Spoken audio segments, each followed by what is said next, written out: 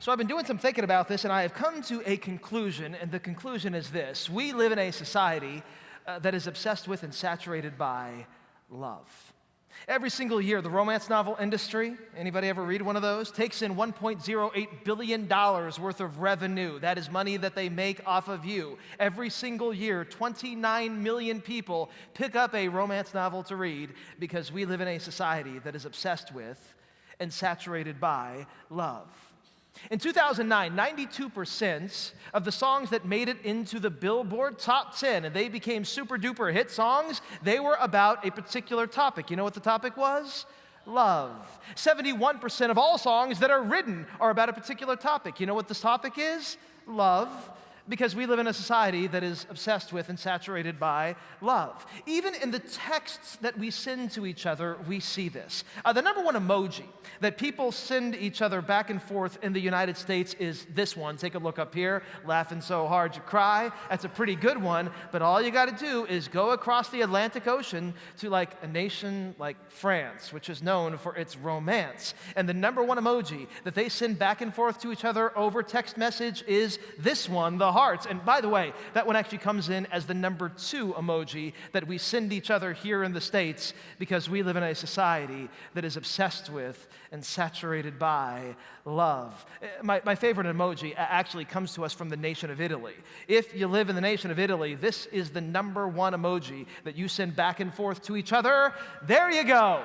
Okay, as the French would say, bacio, the Italian word for kiss, and kind of living up to their reputation. We live in a society that is obsessed with and saturated by love. And yet, here's the other conclusion I've come to. For all the novels that we read about love, and for all the songs that we sing about love, and for all the texts that we send with little emojis that have to do with love, I am not sure that a lot of us actually really know what love is.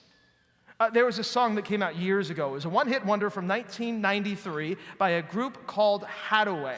And the lyrics of the song are profound and deep. They go like this. What is love? Baby, don't hurt me.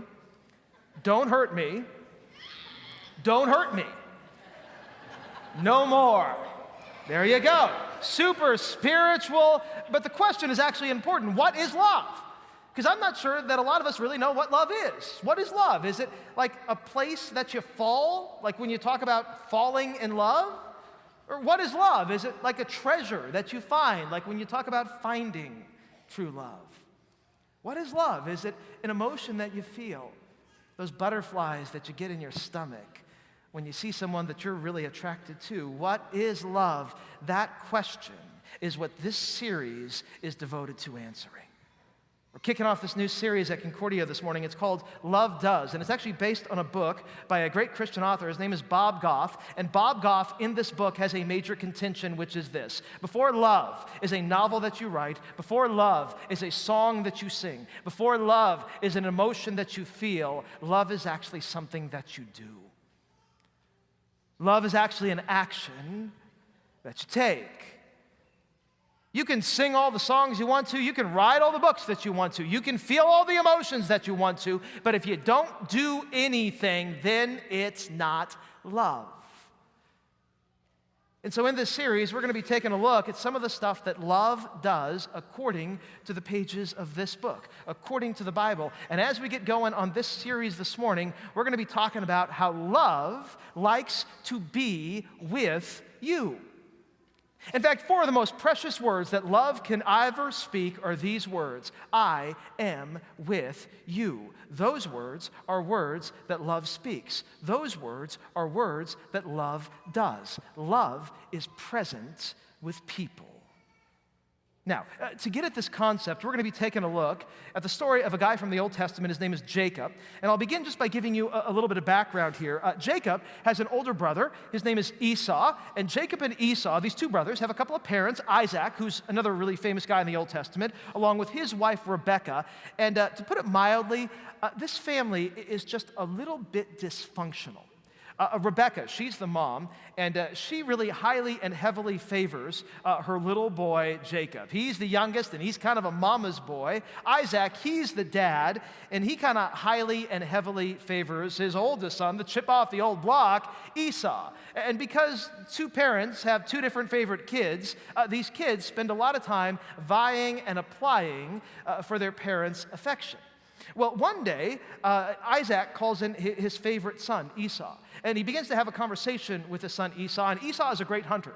And so Isaac says to Esau, here's what I want you to do. I want you to go out, and I want you to shoot me. I want you to kill me. I want you to get me some wild game. And I want you to cook it up for me, turn it into some stew, and when you bring me back this stew, I'm going to give the family blessing to you. Now, here's the thing. The family blessing in that day was not just like a little pat on the head saying, good job, son.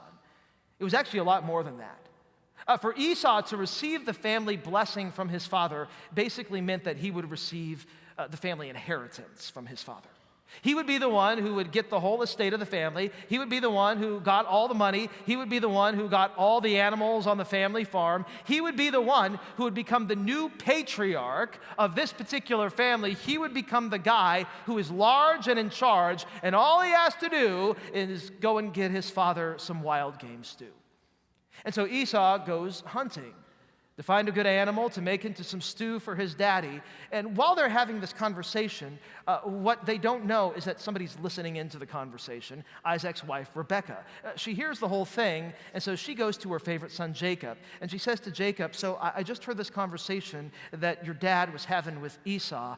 He's going to give to Esau the family blessing, but I'd rather the family blessing go to you, because after all, Jacob is her favorite.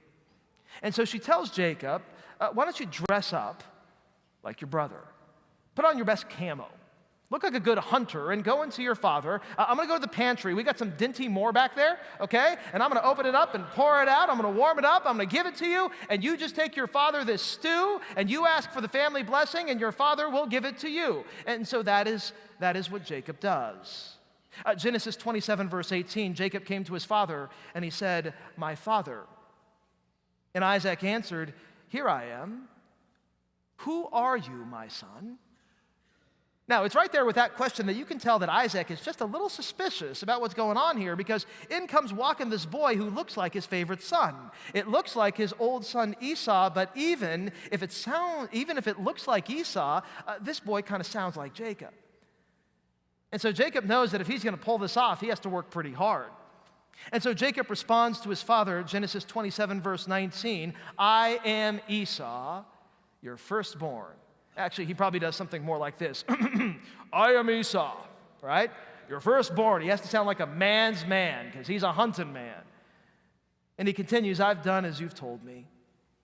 Please sit up and eat some of my game so that you may bless me. And so Isaac does. Isaac enjoys it. And Jacob pulls off the ruse. His father gives the family blessing to him. Genesis 27, verse 27, Isaac blessed Jacob, and he said, the smell of my son is like the smell of a field that the Lord has blessed. May God give to you from the dew of the sky and from the richness of the land an abundance of grain and new wine. May people serve you. May nations bow down and worship to you. And then here's the key line, be master over your relatives. In other words, Isaac's saying to Jacob, you're large and in charge now. You're the family patriarch. You get it all. You get the estate. You get the money. You get the family farm. You get the whole shebang. Be master over this domain. It's all yours now. Now, here's the thing that Jacob and Rebekah never really quite planned for. You had to know that eventually and inevitably, who was going to find out about this? Esau. And when Esau finds out about this, he's not very happy about this. Genesis 27, verse 41, just a few verses later, Esau held a grudge against Jacob because of the blessing that his father had given him. And Esau determined in his heart, I will kill my brother Jacob. And so now Jacob has a problem. He's large and in charge. He has the family estate. He has the family inheritance, but he also is hated by his brother. Which means that even though Jacob has everything from his family, he actually has to flee from his family. He has to take it on the lam and become a fugitive. And it's all of this that actually leads us to that text that we heard just a few minutes ago in worship from Genesis 32. Because as Genesis 32 opens, Jacob is far away from his family. In fact, Jacob is in the middle of nowhere. Pastor Tucker showed us some video of a place called the River Jabbok.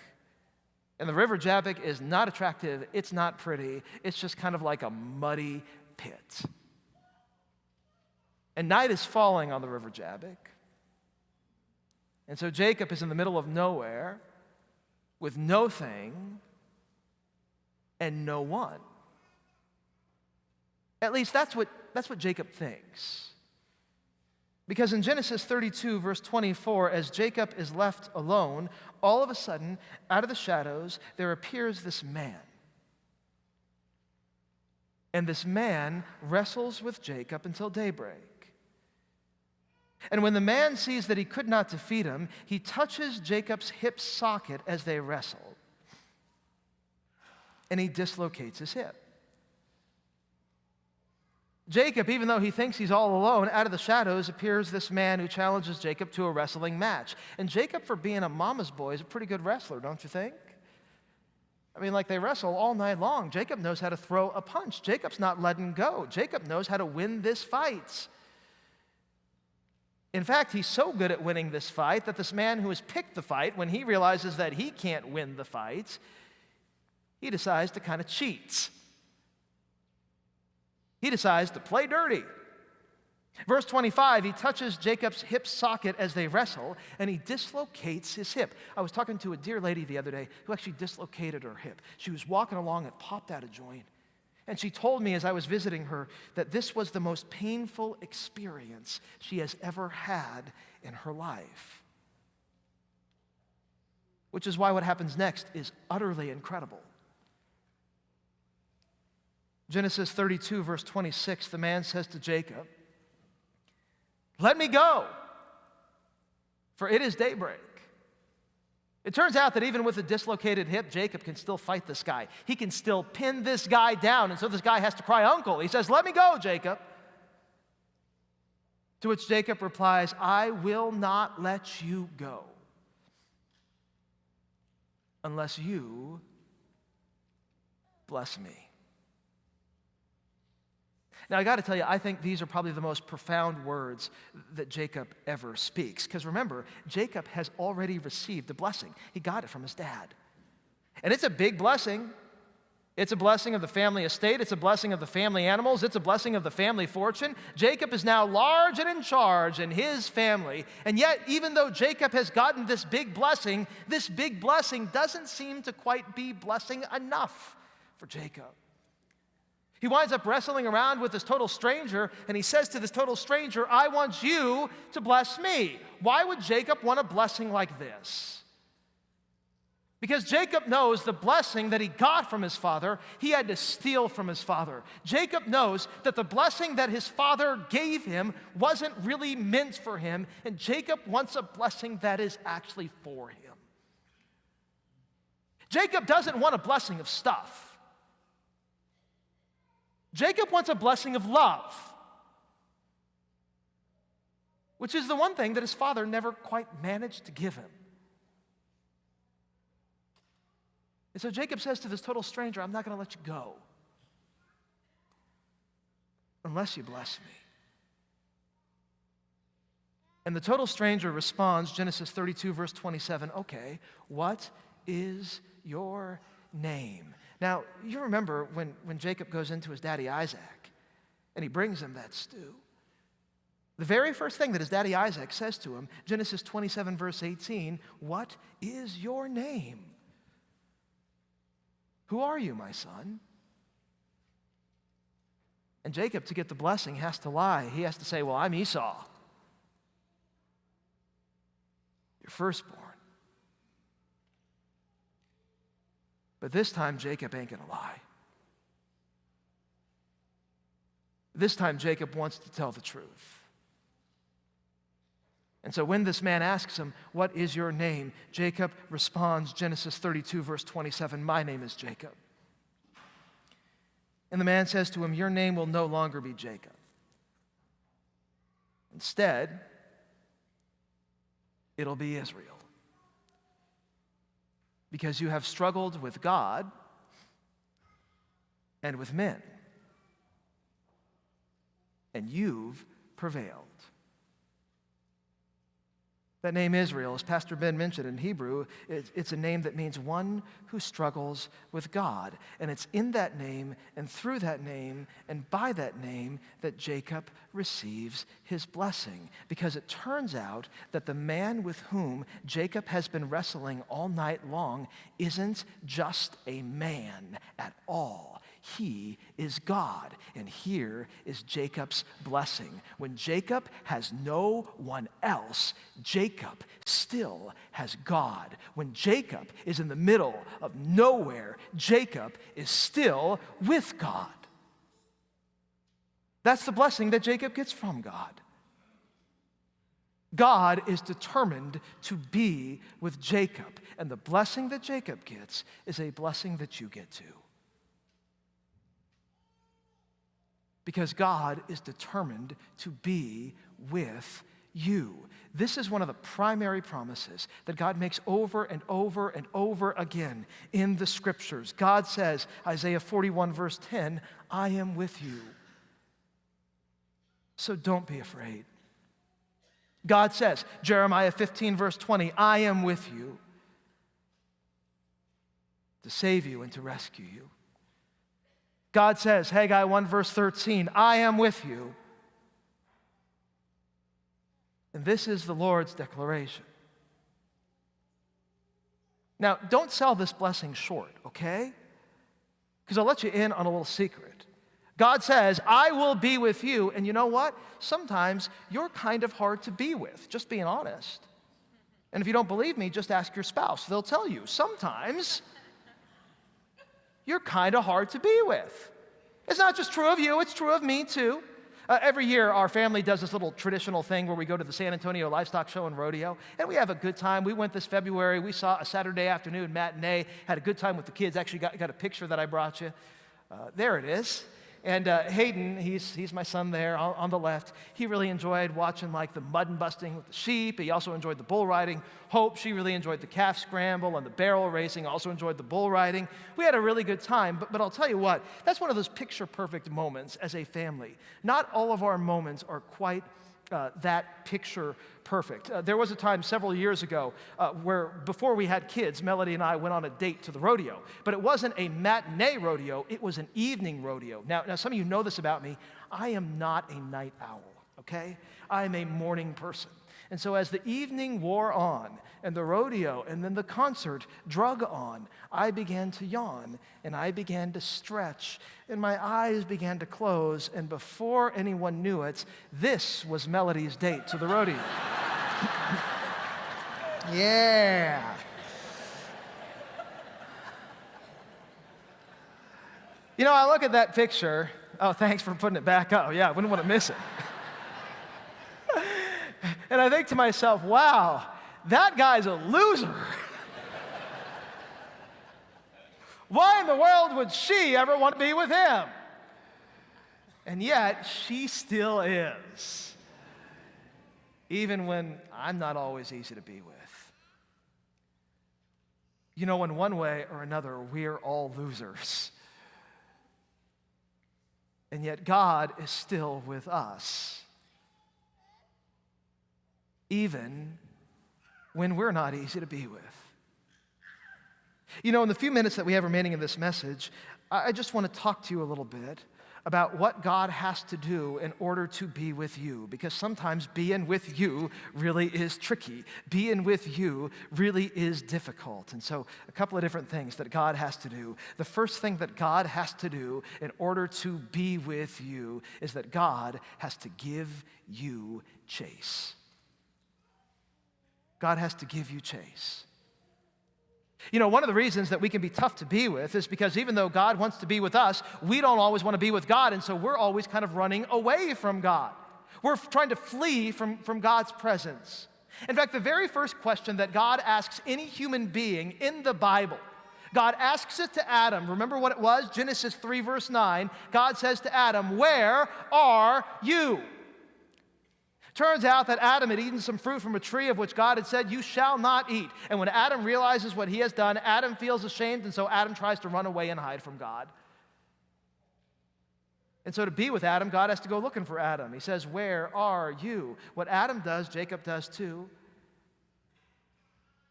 He spends basically his whole life running and hiding. He hides from his father when he dresses up like his brother to steal a birthright. He runs from his brother when his brother finds out what he has done because he's afraid that he's going to be killed by him. Jacob even tries to run and to hide from God himself. When Jacob is stealing that birthright from his brother and when he goes in dressed up like his brother, one of the reasons that Isaac is a little bit suspicious is because Isaac has just sent Esau out to kill some wild game and turn it into some stew. And like 5 minutes later, in comes walking Jacob with the stew. And it takes a little bit of time to kill and to clean and to cook wild game and to make it into a stew. And so Isaac's a little suspicious, and he says in Genesis 27, verse 20, "How did you ever find this so quickly, my son?" To which Jacob replies, "Well, it's because the Lord your God made it happen for me." And I want you to pick up on the pronoun here. Jacob doesn't call God my God. He calls God your God. He says to his dad, "Hey, Dad, that God, he's your God, but he's not my God. That God, he's with you, but he's not with me. I am running from him." But it turns out that even though Jacob can run, he can't really hide. Because even in the middle of nowhere, God finds him. And he wrestles him. Because ultimately, he loves him. That's what God has to do to be with you. God has to give you chase. He has to run after you when you run and hide from him. A second thing that God has to do in order to be with you, God also has to lose his face. To be with you, God has to lose his face. Here's what I mean by that. You've heard of saving face before? It's when you try to keep your pride and your disposition and your dignity and your reputation intact. God doesn't care about any of that. And we actually see it in the way that God fights with Jacob. Here's Jacob. He's fighting with this man that he thinks is just a man. He doesn't know that this man is also God. And in the middle of the fight, what does the man do? Genesis 32, verse 25. He touches Jacob's hip socket as they wrestle, and that's how he dislocates Jacob's hip. Think about that. How in the world do you dislocate somebody's hip just by touching it? You know what the answer is? You don't. You can't. I mean, unless you have one really powerful touch. If this is what a touch from this man does to Jacob's hip, can you imagine what a punch from this man would have done to Jacob's heart or face or gut or wherever the guy punched him? It would have pulverized him.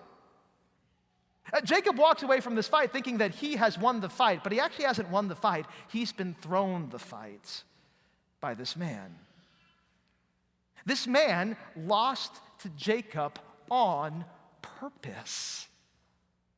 It's kind of like this. One of the things that we do as a family at the end of most days is we go on a family walk up and down Huebner. And a lot of you know this because a lot of you see us. We're walking up and down Huebner, and all of a sudden we hear this honk on Huebner, and we turn and we wave.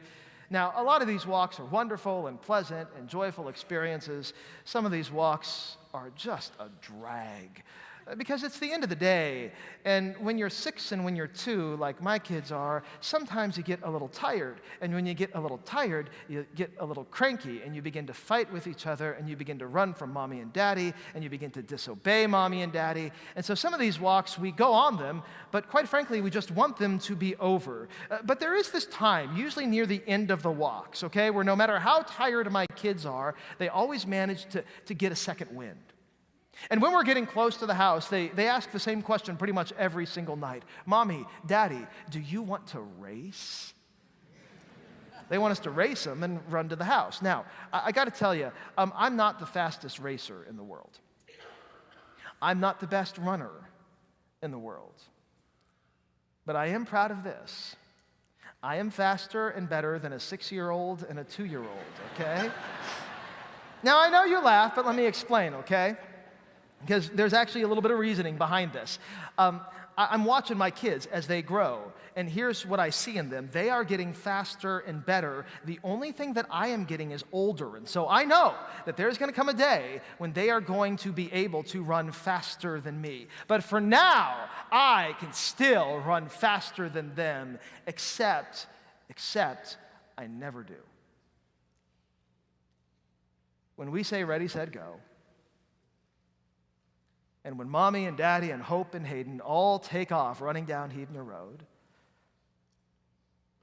I always try to stay just a little bit behind them. I throw the race. Because here's the thing, I don't want to win against my kids. I just want to be with my kids. You know, when this man appears to fight Jacob, he doesn't appear to fight Jacob because he wants to win against Jacob. He appears to fight Jacob because he wants to be with Jacob. And even if that means throwing the fight, even if that means losing some face, he'll do it so that he can be with Jacob in that place. You know, Jacob finally figures this out. At the very end of the story, Jacob says this, Genesis 32, verse 30, I have seen God face to face, and yet my life has been spared. Jacob says, this man, I get it now, he could have pulverized me because he wasn't just a man, he was God. And yet God lost face for me so that he could show his face to me. You know, almost 2,000 years after God appears as a man to a man whose name is Israel, God appears again as a man to a nation which is also named Israel. And when he appears the second time, when he comes back to be with this nation, with his people, the last thing that he is concerned about is saving face. He's not concerned about his dignity. He's not concerned about his reputation. He's not concerned about what other people think of him. That's why he does the strangest things and hangs out with the weirdest people. There's this one time where Jesus strikes up a conversation with this woman who's at a well, and it turns out that she has had 7 husbands. And in that day, that would have been scandalous. For a Jewish man to hang out with a woman like that, he would have lost some face. But he didn't really care because, quite frankly, Jesus was a lot more about grace. There's another time where this woman is caught in the act of adultery, and she is drugged before Jesus, and everybody around Jesus wants to stone this woman because everybody knows that she is a sinner, and rather than stoning this woman, Jesus protects this woman from everyone around her, from all of her accusers, and he even forgives this woman And in that day, that would have been scandalous, but Jesus doesn't care. He doesn't care about saving face. He just wants to show this woman some grace. Well, eventually all of this catches up with him. Because people who do care about saving face, people who do care about their reputation and how they look spiritually and religiously, they begin to get real angry at Jesus. And so one day they come for him. They arrest him. And they try him on trumped up charges, and they convict him, and they condemn him to death. And when they do that, there's this real interesting thing that happens to Jesus. Matthew 26, verse 67, they spit on his face. Well, they beat him. It turns out that Jesus was willing to lose face, quite literally, so that he could show the world some grace. It turns out that Jesus was willing to lose his life on a cross so that he could be with you. And so now the only question left is, if that is what Jesus does with you, what are you going to do with others? You know, there's somebody out there right now who needs to be with you. Maybe it's a person who's going through a tough time, and it's a funny thing about people who are going through tough times. People who are going through tough times often turn into people who are kind of needy and annoying sometimes. Are you going to let that stop you? Or are you going to shoot him a text or give him a call, invite him out to coffee? God is with you. Will you be there for them? Maybe you got a child or a grandchild and they're going through one of those awkward times in life, you know, like puberty or something like that. And you know, they're rebelling. And the temptation is to like wag your finger and raise your voice and ground them for months or years or whatever it takes. But instead of just jumping to that, would you consider maybe just sitting down with them and reminding them how much you love them and how much you enjoy being with them? That's what God does when God is with you. So will you do that for somebody else? Maybe you got someone who, whenever you see him coming, you avert your eyes because you hope that if you don't look at them, they won't look at you and they won't notice that you are there because you do not want to talk to them. Will you take a moment, maybe instead of averting your eyes, to lock your eyes and talk to them? Because the conversation that you're willing to have may just be the conversation that they desperately need. God is with you. Are you willing to be there for them? You know, being there for people, being there with people is what God does. And since it's what God does, it's also what love does.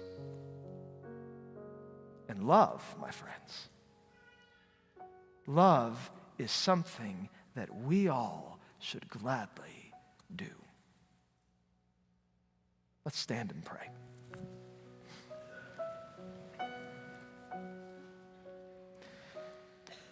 Heavenly Father, Thank you for your love, and thank you that your love means that you are with us, even when we're tough to be with, even when we're no fun to be around. You come for us. You stand with us. You reveal your face to us, even when it means that you lose face with others. Thank you for all of that, Heavenly Father. And as you are with us, may we be there for others. And we ask this in Jesus' name. Amen. Now, as you go from this place, remember, you go with God, and because you go with God, you are blessed. The Lord bless you and keep you. The Lord make his face shine on you and be gracious unto you. The Lord lift up his countenance on you and give you his peace. And now go and shine like stars in the universe as you hold out God's precious word of life. Amen.